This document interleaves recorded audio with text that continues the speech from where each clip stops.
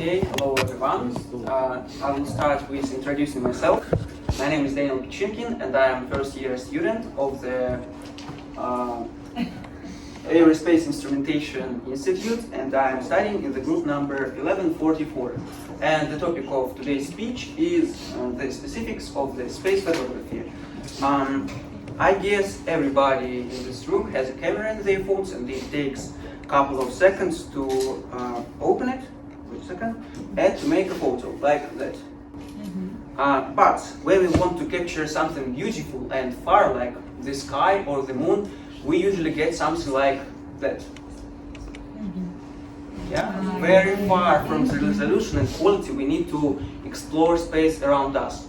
That is why space photography now is rapidly developing. And today and of course it has its own specifics. And today I'm going to tell you more about that. So let's go to the points I'm going to mention today. First one is another side of the moon and pictures of that. Secondly, I'll move on the colors of space photos. Thirdly, I will explain why on some photos we don't see any stars. And finally, we'll talk a bit about a photo of a black hole. So let's move to the first one. Let it be. The first one that was for me the first huge step in development of cosmophotography. I'm speaking about another side of the moon. So a bit of history. The first satellite was was launched on the 4th of October 1957, and exactly 2 years later, photos of another side of the moon came to us. Also, it's interesting fact that even rotating, we see only one side of the moon. That is caused by the similarity of the rotation periods of our Earth and the moon. So, please, next slide. That was the satellite that delivered photos. It is called Luna 3, and as you can understand, that was made by USSR. And the next slide shows the trajectory of movement. So it starts somewhere here, went there, made a photo of moon, another side, and when it comes to very close to Earth, it shared photos by radio wave communication. So everything went well, and first photos were received in Crimea on 4th October 1957. And slide back. And it's okay that first photos were made black and white because we just didn't have any other technologies. But did you know that Hubble, I guess the most popular telescope, also makes photos black and white, and only after post-processing scientists colorize photos. So there is the Hubble telescope, and there are examples of photos that it made. So let's deep into the topic and understand why does it happen. Light we see is just a little fraction of frequency of light. That's line of frequency of light, and that part are seen by our eyes. And we see it because it reflects light from thing to our eyes, exactly to cone cells in our eyes. We have three types of cones, like L cones, that means long cone, medium cones, and short cones. And it is similar to three colors: red, green, and blue. And Hubble telescope also makes three photos, black and white, and also with red filter, green filter, and blue filter. And after post-processing, we see so beautiful pictures as I showed. This next slide. Also, by colorizing photos, we can understand what gases object consists of. For example, there are spectrum analysis of three gases: hydrogen, carbon, and oxygen. And looking on colorized photos, scientists can understand what objects consist of.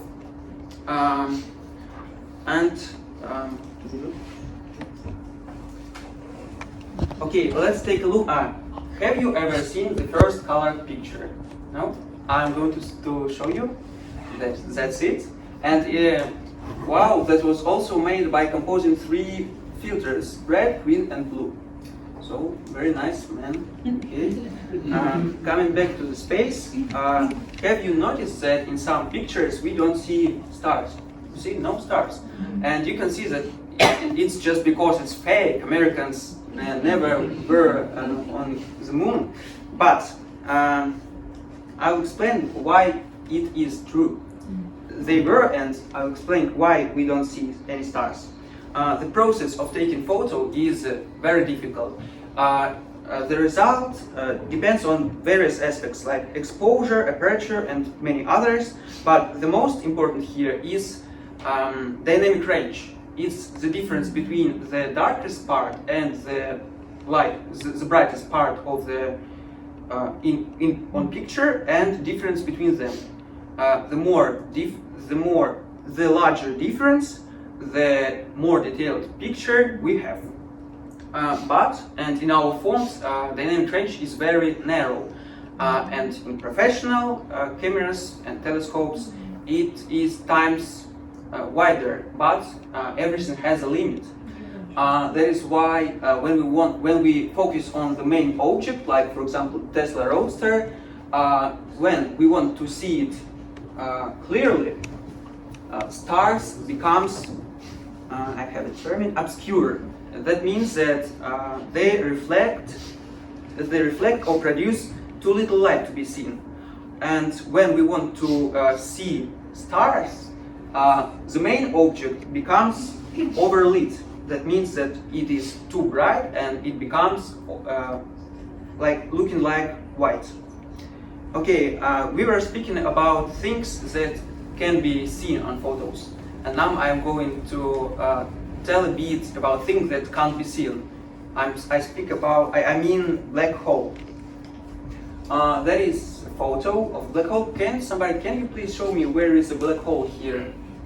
Right in the middle, I would. You guess here. Yes. So do you see it? Do you see it? No, actually. Why? Okay. Yes, you're right.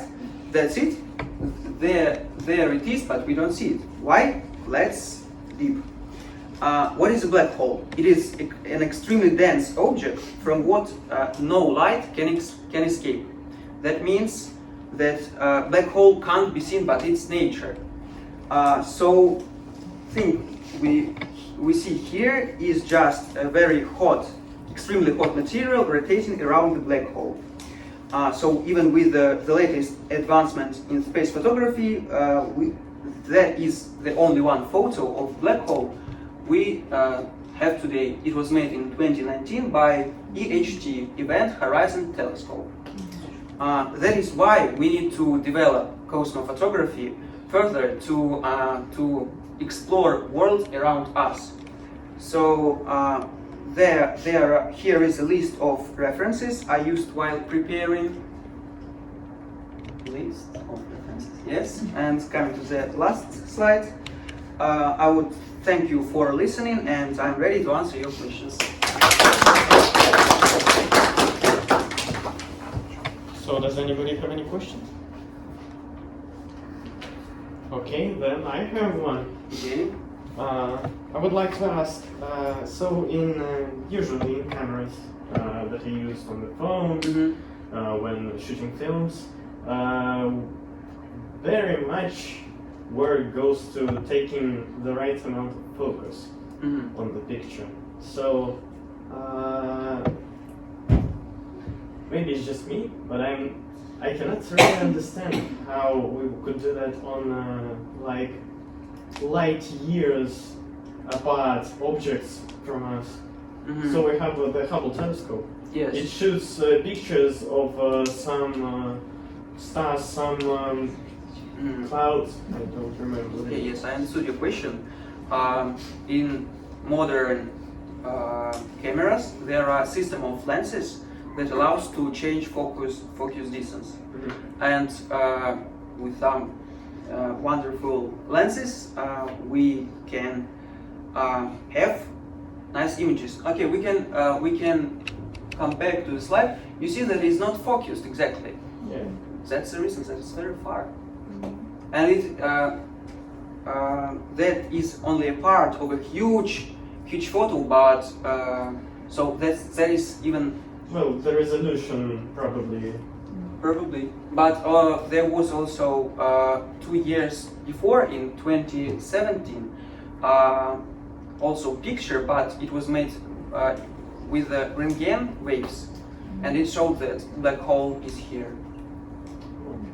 So it's really just like in modern cameras. It's focusing with lenses, but on a much larger scale. Yes, and it costs enormous money. Yeah. Considerable. Well, a question. Is it real that we will have an opportunity in future to capture them on phone cameras? Do you mean black hole or just? The stuff from this? I guess yes. Even now, with some features, we can capture it. Of course, not in the resolution we want, but because of the size of matrix in our phone, because it's too small, like 1 millimeter, or I don't know. So I guess it could be done, but with a huge post-processing by engines in our phones. I think that's not really plausible with phones because the main reason, well, modern phones are becoming smaller and smaller, thinner and thinner with each year. Most companies want their phones to be thinner. They aren't. This is a phone from 6 years ago. Yes, and this is last year model. It's Okay. bigger. Understandable. But when the phone gets thinner, we get much less space for the lenses. So it just comes back to the argument about focus. I think we wouldn't have enough space to focus enough on the objects so far away from us. You right? He is close. Also in new phone cameras, I'm not speaking about iPhone, I'm speaking about some Android. They are using a system that matrix is not just in front of lens, but like Mirrored. yes, it's mirrored. That allows to make something bigger and works better. Well, maybe it will work with the AI upscaling. Probably. Does anybody have any more questions? Okay, thanks for listening. Thank you very much.